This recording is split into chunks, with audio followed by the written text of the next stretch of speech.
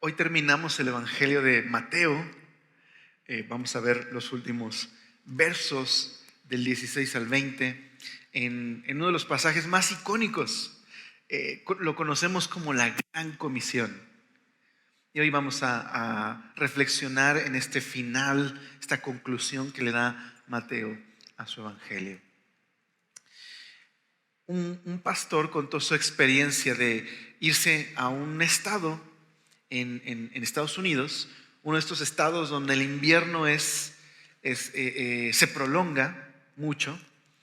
Y bueno, estoy seguro que lo hemos visto a lo mejor en alguna película o en alguna fotografía, o hasta Dios te ha concedido viajar a algún lugar donde nieva, ¿no? Y no sé si has visto cuando suben fotos, ¿no? Ahora en el Instagram, ¿no? En estas cuando se llena todo de nieve y ves a la gente teniendo que usar una pala para despejar la entrada de su garage, ¿no? De su estacionamiento, y el coche, ¿no? Hay que quitar la nieve y cuando hay pues una ventisca, pues, tienes que encerrarte en tu casa hasta que pase, ¿no? Y bueno, sucede todo eso.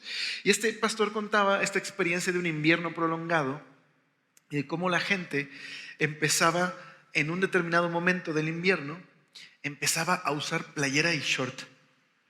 Y él los veía y decía, están locos, es pleno invierno, están viviendo como si fuera primavera y es invierno. Y él contaba esa experiencia.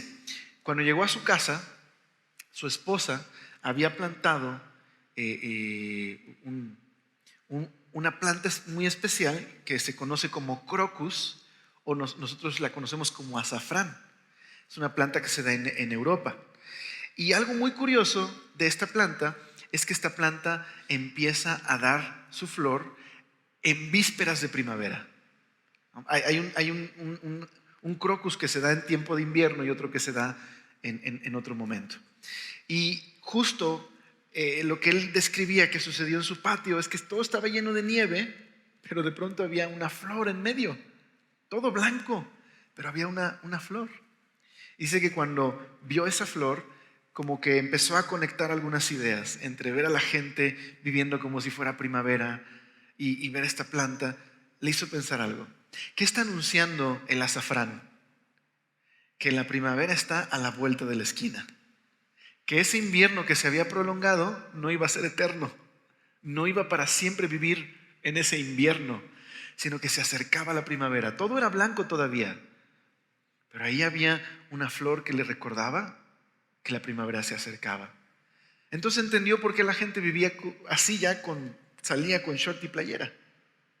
Porque ellos sabían que la primavera estaba por llegar y estaban todavía en pleno invierno, esperando con ansias la primavera. Este pastor dice que le hizo pensar en el momento en el que los discípulos encontraron a Jesús resucitado.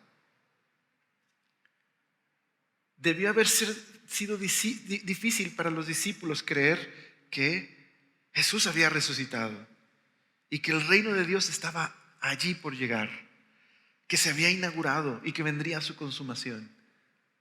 Quizás al voltear alrededor, para ellos sería como un invierno prolongado. Pero la tumba vacía, como el azafrán, les hacía recordar una cosa. No, Jesús ha vencido ya. No será para siempre invierno. Jesús ha vencido ya, la primavera está cerca. Es decir, el reino de Dios y su justicia y su paz están por llegar. Así que los discípulos podían llenarse de esperanza y vivir como aquellos que viven a la luz de esa esperanza, viviendo como que el reino ya está aquí, aunque no se ha consumado. La tumba vacía nos recuerda que el reino está aquí, que el Señor de ese reino ha resucitado y que Él volverá.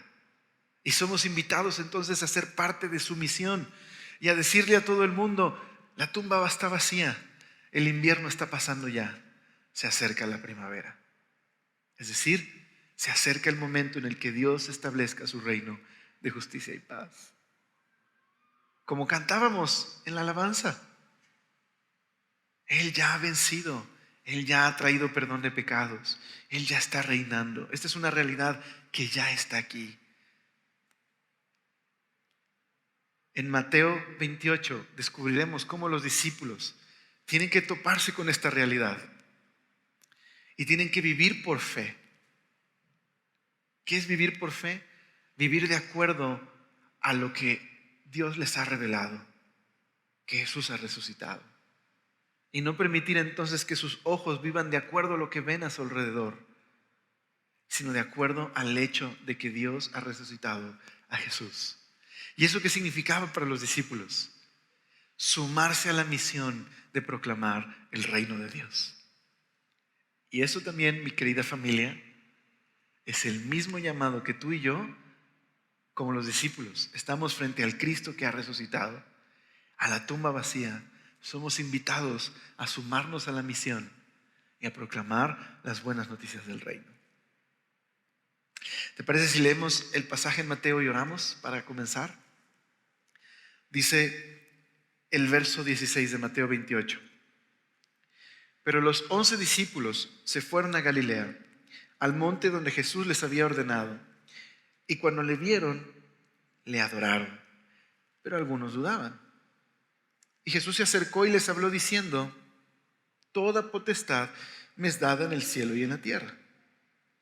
Por tanto, id y haced discípulos a todas las naciones, bautizándoles en el nombre del Padre y del Hijo y del Espíritu Santo, enseñándoles que guarden todas las cosas que os he mandado. Y aquí yo estoy con vosotros todos los días hasta el fin del mundo. Padre Celestial, Señor, estamos una vez más delante de ti, Señor, rogándote que hoy, primer día de la semana, el día que resucitaste a nuestro Salvador, nos concedas, por favor, comprender tu palabra. Abre nuestro entendimiento. Permítenos, Señor, que toda nuestra vida gire en torno al hecho de que un día como hoy Jesús resucitó y todo ha cambiado, Señor. Te lo rogamos, por favor. Amén. Acompáñame ahí, Mateo 28. Mantén ahí abierto y vamos a comenzar el estudio. El verso 16 nos dice que Jesús mandó a los discípulos que lo encontraran en el monte. Y ahí en el verso 16 encontraron los discípulos a Jesús en un monte. Si recuerdas, en la historia anterior, las mujeres dan aviso a los discípulos: ¡hey, lo vimos resucitar!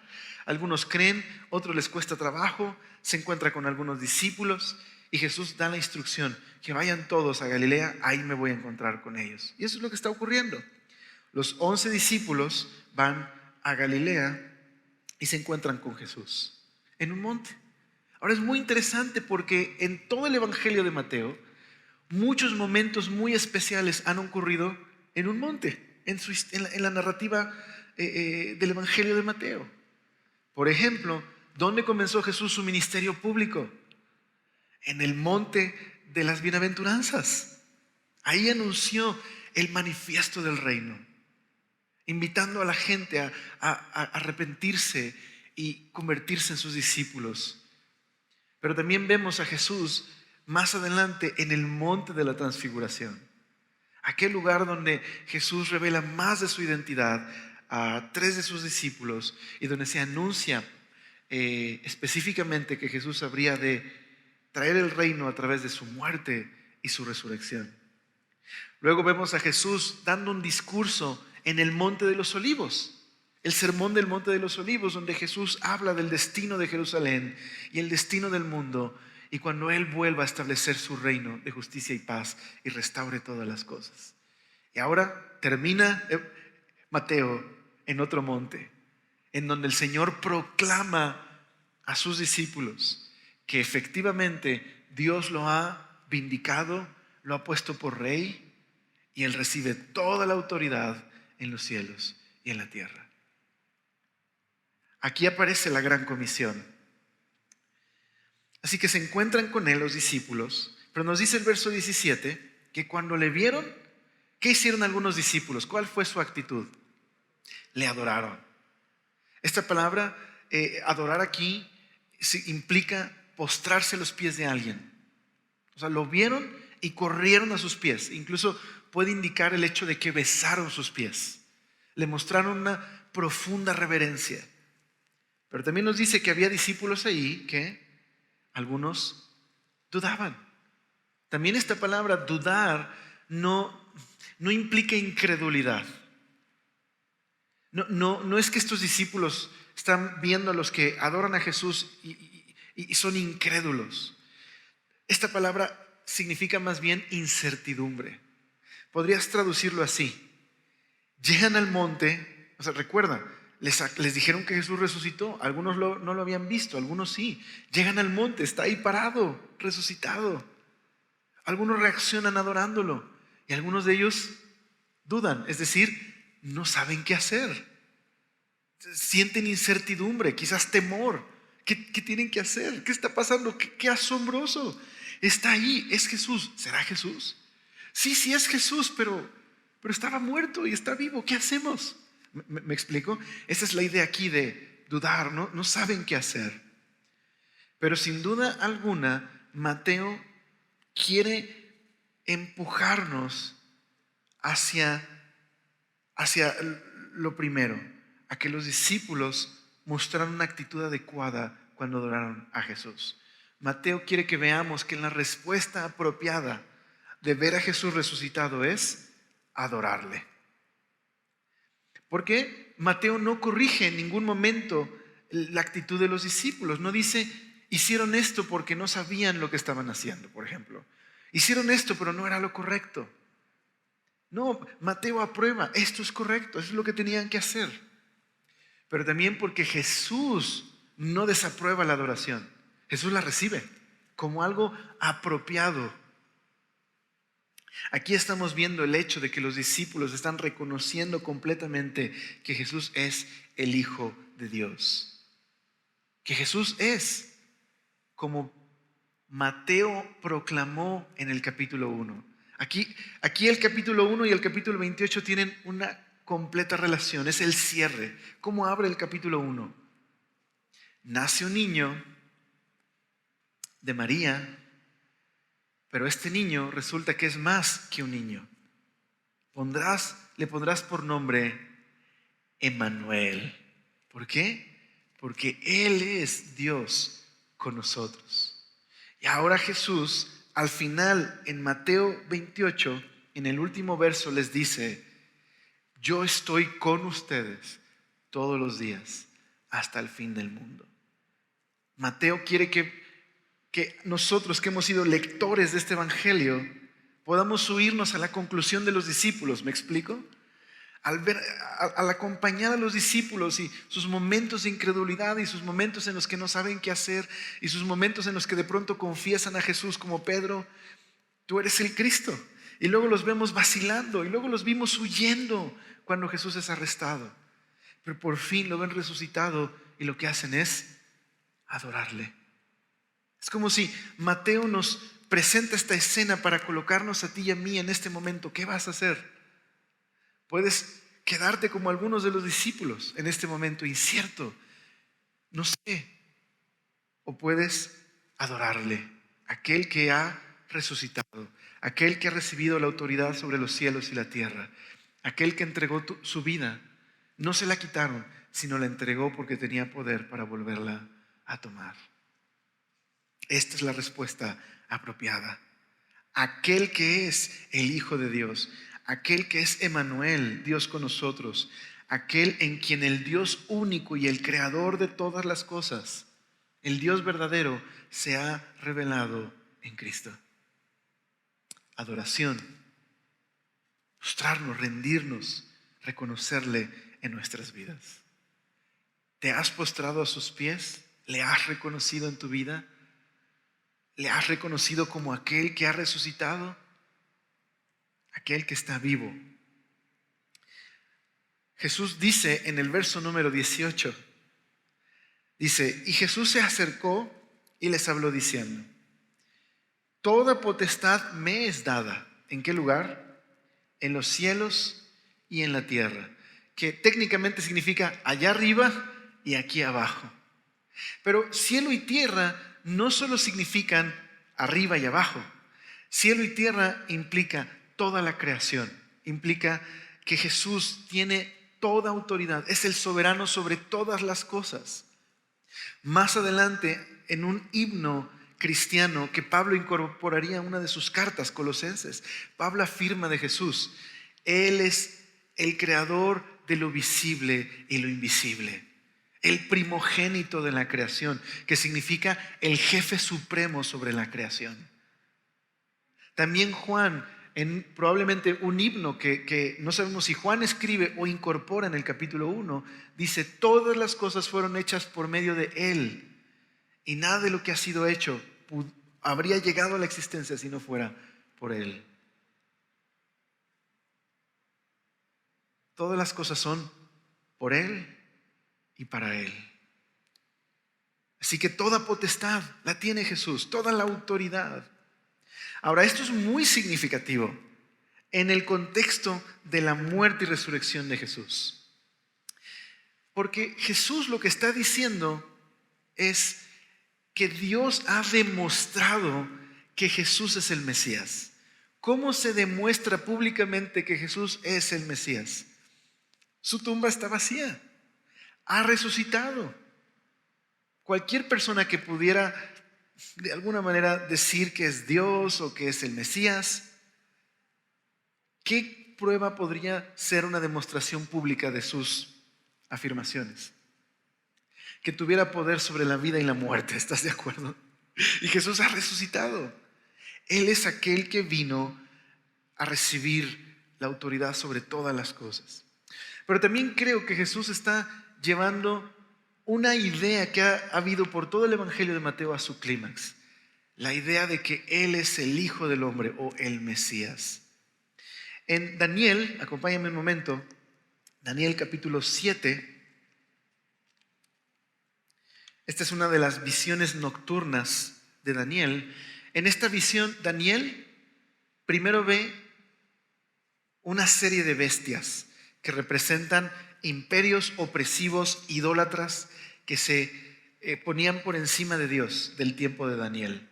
Pero hay una última bestia terrible, que esta bestia representa a todos los reinos del mundo y su idolatría y su engaño y su orgullo y el ponerse por encima de Dios. Esta bestia representa este conglomerado de naciones y la maldad y la rebelión humana. Y en la visión de Daniel, esta bestia va a vencer por un tiempo, incluso perseguir al pueblo de Dios y vencer por un tiempo. Pero luego Dios derrota a la bestia y surge una figura que en un principio recibió una herida de la bestia, pero ahora aparece delante de Dios recibiendo todos los reinos del mundo. Y esa figura es el Hijo del Hombre. Es decir, en esta escena el Hijo del Hombre es vindicado por Dios y recibe los reinos del mundo. Es Daniel 7:13 y 14. Dice: miraba yo en la visión de la noche, y aquí con las nubes del cielo venía uno como hijo de hombre, que vino hasta el anciano de días y le hicieron acercarse delante de él. Y le fue dado dominio, gloria y reino, para que todos los pueblos, naciones y lenguas le sirvieran. Su dominio es dominio eterno, que nunca pasará, y su reino uno que nunca será destruido. Jesús está asociándose con el Hijo del Hombre porque Jesús es este Hijo de Hombre. Es aquel que ha recibido todos los reinos del mundo. Es aquel que ha triunfado sobre la muerte, aquel que ha sido vindicado por Dios. ¿Recuerdas cuando Jesús estaba frente al Sanedrín y que el sumo sacerdote le dijo: ya dinos, ¿eres tú el Hijo de Dios o no? ¿Qué respondió Jesús? El Hijo del Hombre volverá en las nubes del cielo. Está justo citando Daniel 7:13. Así que aparentemente derrotaron a Jesús, pero no. En realidad Jesús entregó su vida, ha resucitado, Dios le ha vindicado públicamente y le ha dado el poder y la potestad sobre todos los reinos del mundo. ¿Para qué es esta potestad y autoridad? Para establecer un reino de justicia y paz, para acabar definitivamente con el mal, para establecer el reino de Dios. Podríamos recordar escenas también del Evangelio, como cuando Jesús en la tentación en el desierto. ¿Recuerdas cuando Satanás primero le dice: si eres el Hijo de Dios, come de este pan y di estas piedras que se conviertan en pan y cómelas, no mueras de hambre, ¿no?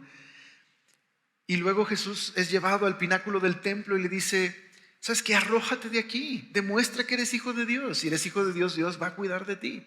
Y Jesús vence la tentación. Pero la última tentación que le presenta Satanás fue la siguiente: adórame y yo te voy a dar todos los reinos del mundo. Es decir, yo te puedo dar lo que viniste a recuperar, pero sin sufrimiento, sin cruz, sin sacrificio. Y Jesús rechazó, venció la tentación. Y ahora, porque entregó su vida y resucitó, Dios le ha dado el dominio sobre todas las cosas. Por esto es clave en los evangelios, es clave en la historia cristiana.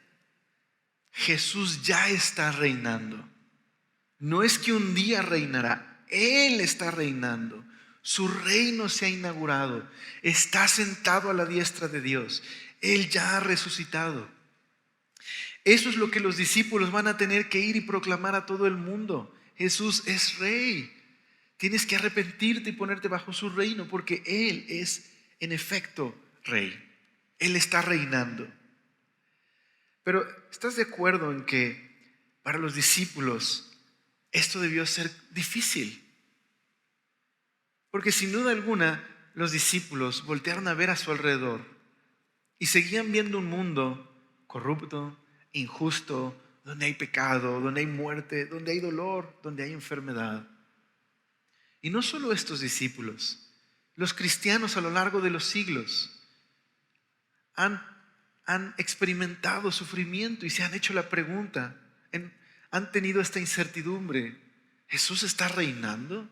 ¿Y por qué si está reinando pareciera como si lo que está reinando es la oscuridad y el pecado?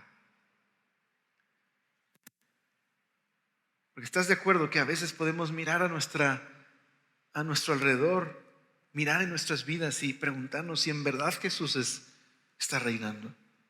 ¿Por qué suceden estas cosas? ¿Por qué cuando hay guerras o malas noticias, no solo internacionales, en nuestra ciudad, oímos cosas que decimos: no puede ser, estas cosas no deberían ocurrir, no deberían enterrar los padres a sus hijos, no deberíamos tener que ponerle llave a nuestras puertas?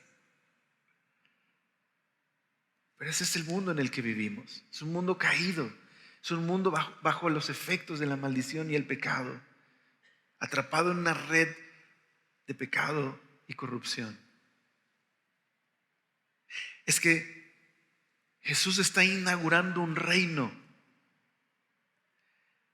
que un día será consumado completamente, pero que ya está inaugurado y que está enviando a los discípulos en fe a proclamar a todos lados que efectivamente Jesús ya está reinando, pero también ellos mismos ser agentes por los cuales van a llevar el reino de Dios a todos lados. En un momento más vamos a ver qué significa esto. En pocas palabras, Dios ya inauguró el proceso por el cual está rescatando al mundo.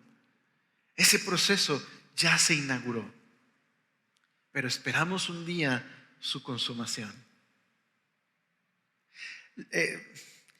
Los eruditos bíblicos tienen una manera muy interesante de llamar a este periodo entre la resurrección de Jesús, la inauguración del reino, y el regreso de Jesús, su consumación. Este periodo intermedio le llaman el ya, pero todavía no. Suena muy chistoso, ¿verdad? Siempre digo que es muy chistoso, pero es muy profundo. Y lo que está diciendo, lo que afirman los evangelios es que sí, Jesús ha resucitado. Su reino está entre nosotros. Y este reino ha comenzado a obrar en el mundo y a restaurar el mundo. Pero es un proceso en el que un día Jesús, cuando regrese, completará y definitivamente acabará con toda maldad. Pero la victoria inicial fue en la cruz. Ahí se ha inaugurado el reino. Aguardamos el día que se consume el reino. Y ahí es donde a los discípulos y a nosotros, como dijo Cristina Pacheco, aquí nos tocó vivir entre la resurrección y el regreso del Señor.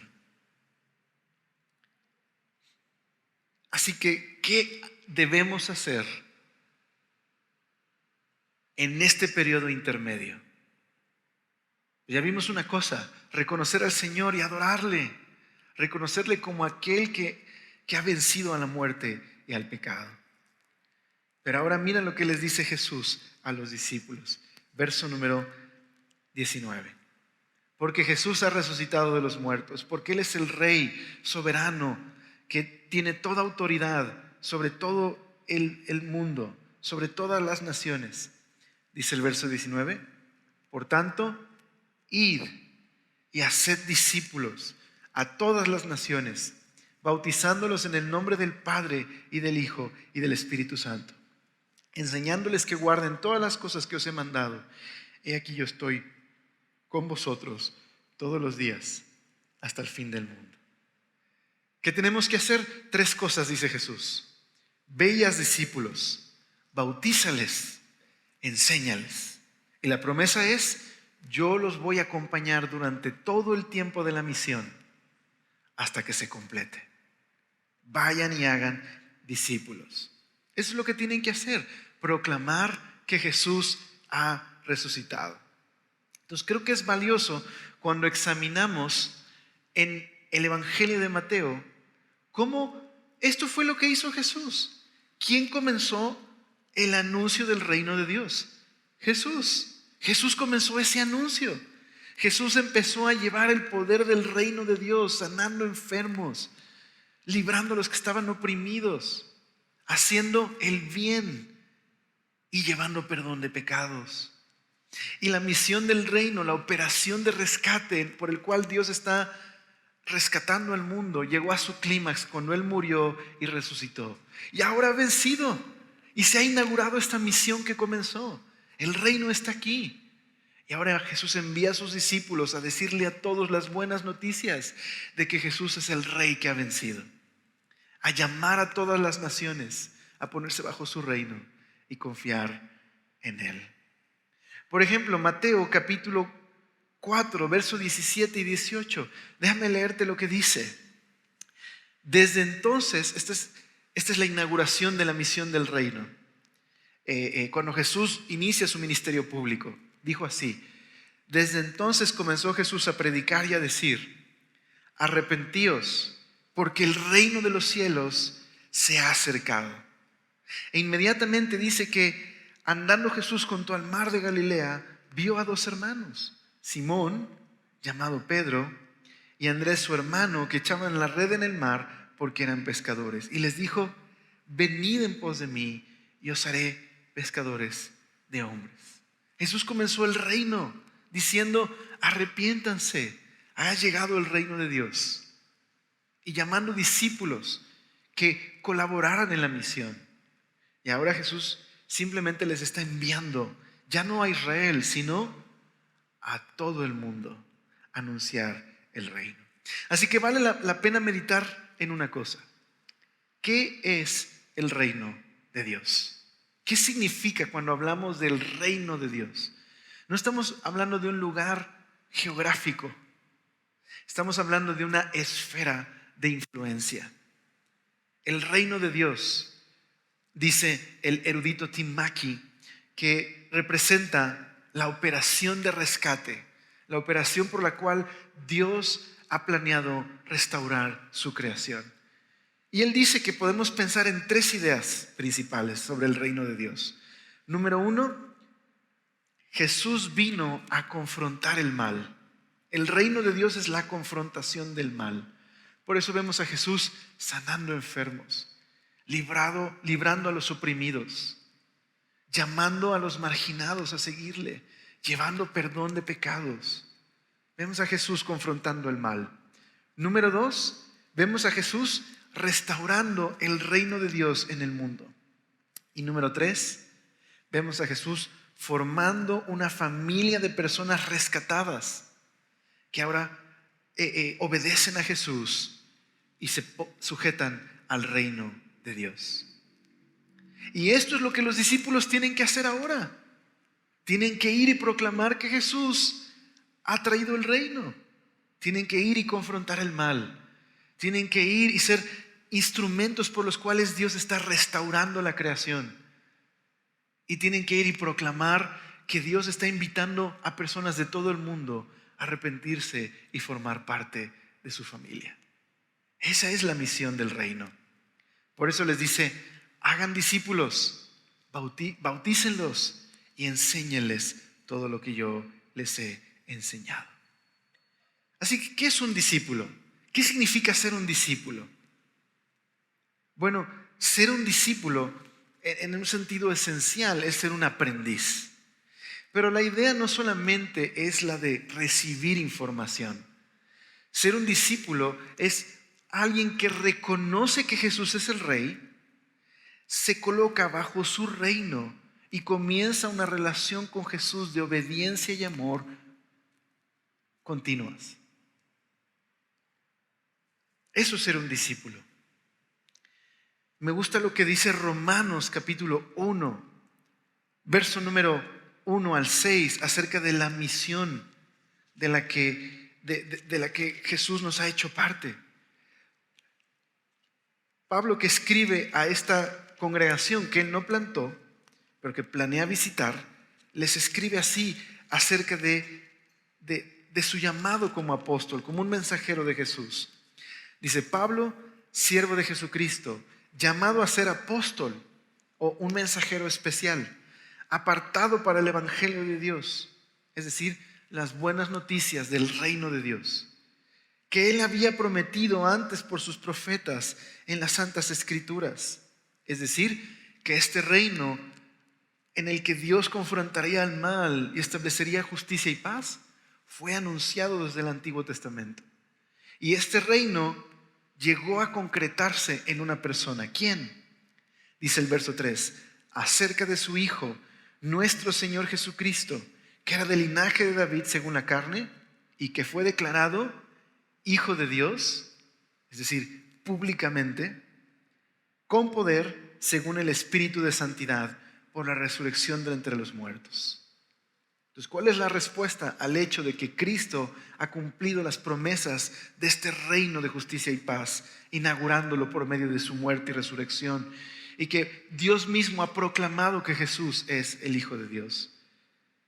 Pues dice el verso 5, por quien recibimos la gracia y el apostolado o la misión para la obediencia a la fe en todas las naciones por amor de su nombre, entre las cuales estáis también vosotros, llamados a ser de Jesucristo. Es decir, recibimos el llamado de ir por todos lados y llamar a la gente a la obediencia al Evangelio, a poner su confianza en Dios, a proclamar el amor de Dios y por el amor de Dios anunciar este mensaje. Y Pablo dice: ¿y ustedes, romanos? ¿Y ustedes también, semillosos? Hemos sido llamados a ser parte, a pertenecer a Jesús. Tú y yo estamos aquí sentados porque en otras generaciones hubo quienes, como parte de la misión del reino, proclamaron las buenas noticias de Jesús. Las escuchamos. Dios abrió nuestro corazón para poner nuestra fe en el Señor. Nos convertimos en discípulos y estamos aquí como parte de su familia. Y también siendo llamados a ser parte de la misión de ir y hacer discípulos de otros. Pero también Jesús dice: bautícenlos en el nombre del Padre, del Hijo y del Espíritu Santo. Bueno, no podemos en este momento explorar este tema de esta fórmula trinitaria del Padre, del Hijo y del Espíritu Santo aquí, pero solo cabe destacar que el bautismo era un símbolo público de lo que había sucedido en el corazón de los creyentes. Bautizarse era identificarse públicamente como un discípulo de Jesús. De hecho, Pablo en Romanos capítulo 6 habla del bautismo de esta manera. ¿Qué simboliza el bautismo? Cuando Pablo está escribiendo a los romanos y contestando a la pregunta, ¿está bien para alguien que se ha identificado con Jesús vivir una vida de pecado continuo? Pablo dice, por supuesto que no. ¿Por qué? Dice Pablo, verso 3, ¿o no sabéis que todos los que hemos sido bautizados o unidos, identificados en Cristo Jesús, hemos sido bautizados en su muerte? Porque somos sepultados con Él para muerte por el bautismo, a fin de que como Cristo resucitó de los muertos por la gloria del Padre, así también nosotros andemos en vida nueva. Es decir, un discípulo es aquel que se ha identificado con la muerte y resurrección de Jesús, que dice, lo mismo que le ha sucedido a Jesús me sucedió a mí. He muerto a mi vida antigua, he recibido una nueva identidad, ahora soy un discípulo de Jesús. Ahora soy un súbdito de su reino. Estoy siguiendo a aquel que se humilló y entregó su vida para rescatarme de una vida egoísta y de pecado. Y ahora soy libre para obedecerle, amarle y seguirle. Me he identificado públicamente con Él. Eso es lo que significa bautizar. Bautícenles, hagan discípulos, hagan seguidores. Mientras van a todos lados, hagan discípulos. Y por último dice, enseñándoles todo lo que he dicho. Enseñándoles todas las cosas, a guardar lo que he dicho. Creo que Jesús no se refiere a un mandamiento específico, aunque podríamos resumir toda la enseñanza de Jesús en la marca del discípulo. En esto conocerán que ustedes son mis discípulos, en que se amen unos a otros como yo les amé a ustedes. Creo que Mateo podría tener de forma inmediata en mente el Evangelio de Mateo. Enséñales todo lo que yo les enseñé a ustedes. ¿Ok? Mateo es un manual de discípulos. Simplemente pensemos en el Sermón del Monte. El Sermón del Monte nos enseña a vivir como aquellos que somos hijos del reino de Dios. ¿Cómo se ve cuando una comunidad vive de acuerdo a los principios de este reino? Hemos sido llamados a ser esa comunidad alternativa, una contracultura, en la que cuando la gente nos observa puede ver un lugar en donde las personas viven siguiendo a Jesús y sus enseñanzas. Pero sin duda alguna no se detiene ahí. Es una referencia a enseñarles todo acerca de Jesús, de quién es Él, de cómo vivir la vida cristiana. Así que ser un discípulo es un proceso en el que estamos siendo transformados a medida que rendimos nuestra vida a Jesús y juntos caminamos conociéndole. Ser un discípulo es una vida de obediencia en respuesta al amor de Dios. Es quitar los ojos de mí para ver toda la vida a la luz de la resurrección, a la luz de su reino. Ser un discípulo es una vida de crecimiento constante. Ser un discípulo es vivir anunciando que Él ha resucitado. Lo más bello de todo es que tenemos una promesa. ¿Y cuál es esa promesa? He aquí yo estoy con ustedes todos los días hasta el fin del mundo. Jesús ha prometido caminar con nosotros hasta que la misión se cumpla, hasta que Él vuelva y establezca su reino en la consumación. Déjame terminar pensando esto. Los cristianos pasaron de ser una minoría a ser la mayoría en el imperio. Larry Hurtado, en su libro acerca de la historia cristiana de los primeros 3 siglos, dice que para el año 40 después de Cristo había como 7,000 cristianos. Para el año 100 ya había entre el 100 al 200 había alrededor de 200,000 cristianos. Y para el año 300 había unos 6 millones de cristianos. De manera que cuando Constantino tomó el trono, simplemente tuvo que reconocer lo que los historiadores llaman la victoria del cristianismo. No es gracias a Constantino que triunfó el cristianismo. El cristianismo ya había sobrepasado el imperio. Simplemente tuvo que ceder. Como Juliano el Apóstata en aquella leyenda, cuando estaba en las fronteras de Persia, el último emperador que trató de restaurar el paganismo y murió en Persia en la guerra. Dice una leyenda que tomó parte de sus entrañas, las aventó diciendo: oh Galileo, has conquistado sobre mí. Aunque probablemente es una leyenda, hay algo de cierto. El Galileo había conquistado, el carpintero había conquistado. Los cristianos habían vencido al imperio, sin armas, sin violencia, sin fuerza, simplemente viviendo el reino de Dios, proclamando el reino de Dios, llenos de la nueva identidad, la nueva esperanza, llenos del amor eterno y inspirados por la herencia incorruptible que habían recibido. Salieron por todos lados anunciando la verdad de Jesús. Creo que ser parte de la misión del reino es hacer lo que hizo Jesús. ¿Qué hizo Jesús? Proclamó el reino y confrontó el mal. En Mateo capítulo 4, verso 23, se nos dice así de la misión del reino que Jesús llevó a cabo. Dice que Él enseñaba en las sinagogas, predicaba el evangelio del reino y sanaba toda enfermedad y dolencia del pueblo. Proclamaba el reino y hacía el bien. También en Lucas dice que Jesús recibió esta misión como el Mesías: proclamar la buena noticia a los pobres, que los cautivos serían liberados, que los ciegos verían, que los oprimidos serían puestos en libertad.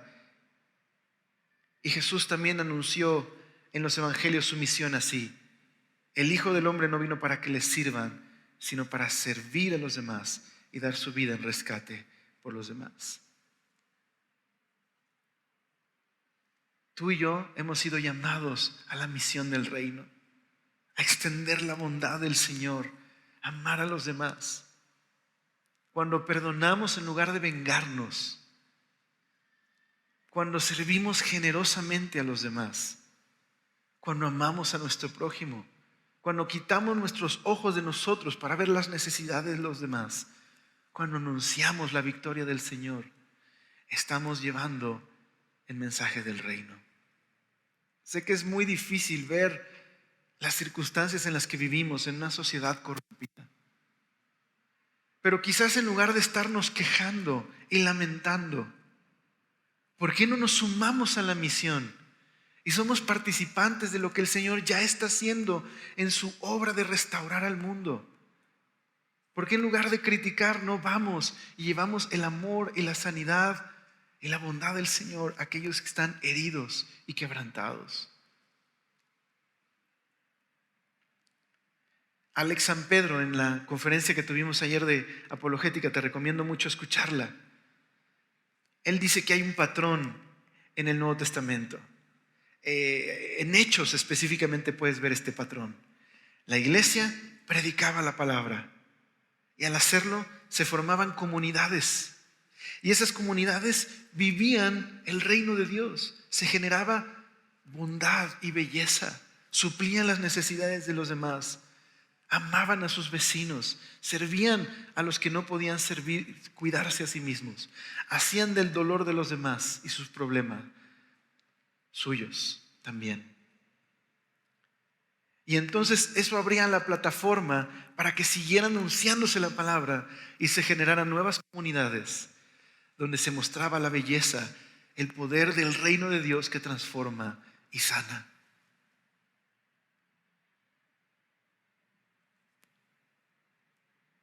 ¿Por qué no ponemos atención a lo que Dios ya está haciendo a nuestro alrededor? La iglesia no cayó del cielo, es decir, no me refiero a nosotros. Dios ha estado llevando a cabo su misión a lo largo de los siglos. Solo que quizás necesitamos dejar a un lado nuestra vida tan extremadamente individualista, centrada en nosotros, para mirar a nuestro alrededor, mirar al dolor de los demás.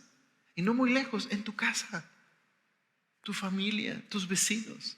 A lo mejor en lugar de quejarnos de que pusieron la música hasta las 5 de la mañana y me levanté como queriendo bailar reggaetón y a mí ni me gusta,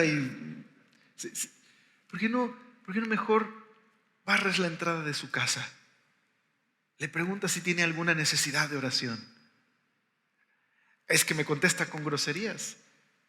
Pues con más razón, ámale, sírvele, llévale un pastelito.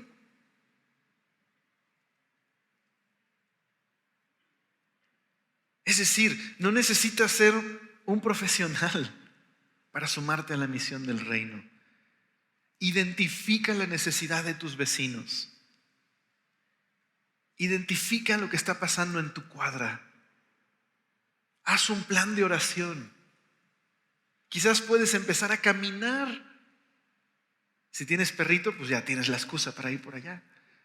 Pero a lo mejor puedes salir a caminar y empezar a orar por cada uno de tus vecinos. Y empezar a mirar si puedes servir de alguna manera. En lugar de decir, mi colonia necesita a Cristo. Ok, sí. ¿Y Cristo dónde te puso? Pues ahí en tu colonia. ¿No será que ya ahí hay un miembro del reino que representa a aquel que tiene toda autoridad en los cielos y la tierra y que puede ir y proclamar el poder de salvación y sanidad que hay en el Señor? Unámonos, seamos parte, dejemos de ser espectadores. No veamos a la iglesia como un show medio malo, pero es gratis, entonces voy los domingos porque es gratis. Somos una familia y hemos sido llamados a proclamar el reino. ¿Oramos? Señor, gracias por este tiempo que nos has regalado para meditar en tu palabra. Permítenos ir a casa, Señor, pensando en estas cosas, Señor. Buscando identificar las necesidades de nuestros vecinos, de nuestros amigos.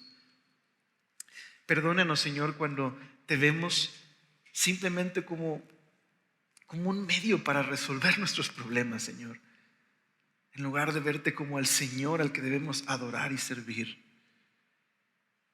Ayúdanos hoy, Señor, a no quedar paralizados, sino a rendirnos a tus pies y a ser parte de la misión en la que todos nos has llamado, de ir y anunciar las buenas noticias de que tú eres el Rey, que has entregado tu vida y has vencido a la muerte. Ayúdanos a ver que tu gracia es más fuerte que todo el mal y el pecado que podamos observar a nuestro alrededor, que tu amor puede triunfar frente al pecado. Ayúdanos, Señor, a ver que el azafrán está ahí, que la tumba está vacía, que el invierno no durará para siempre, que un día traerás tu reino, Señor, y que tenemos el privilegio de ser parte de aquellos que lo proclamamos. Te lo pedimos, por favor, todo esto en el nombre de nuestro Salvador Jesús. Amén.